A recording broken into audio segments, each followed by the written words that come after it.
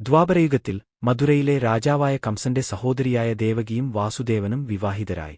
എന്നാൽ വിവാഹസമയത്ത് ഒരു അശരീരി കംസനെ അറിയിച്ചു, ദേവകിയുടെ 8ാമത്തെ പുത്രൻ നിന്നെ വധിക്കും. ഇത് കേട്ട് ഭയന്ന കംസൻ ദേവകിയെയും വസുദേവനെയും മധുരയിലെ ഒരു കാരാഗൃഹത്തിൽ തടവിലാക്കി. ദേവകിയുടെ ഓരോ കുഞ്ഞ് ജനിച്ചപ്പോഴും കംസൻ അവരെ നിലത്തെറിഞ്ഞു കൊന്നു. ദേവകിയുടെ 8ാമത്തെ പുത്രനായി ശ്രീകൃഷ്ണൻ ജനിക്കാൻ പോകുകയായിരുന്നു.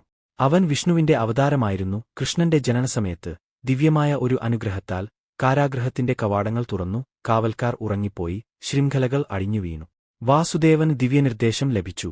കുഞ്ഞിനെ ഗോകുലത്തേക്ക് കൊണ്ടുപോയി യശോദനന്ദന്റെ വീട്ടിൽ സുരക്ഷിതമായി എത്തിക്കണം. മഴയും കൊടുങ്കാറ്റും നിറഞ്ഞ രാത്രിയിൽ വാസുദേവൻ കുഞ്ഞുകൃഷ്ണനെ ഒരു കുട്ടയിൽ വഹിച്ച് യമുനാ നദി കടന്നു. ശേഷനാഗം കുഞ്ഞിനെ മഴയിൽ നിന്ന് സംരക്ഷിച്ചു.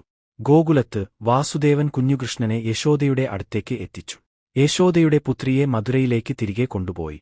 കംസൻ ഈ കുഞ്ഞിനെ കൊല്ലാൻ ശ്രമിച്ചപ്പോൾ മായാശക്തി അവനെ മുന്നറിയിപ്പ് നൽകി, നിന്റെ ശത്രു ജനിച്ചുകഴിഞ്ഞു, അവൻ സുരക്ഷിതനാണ്.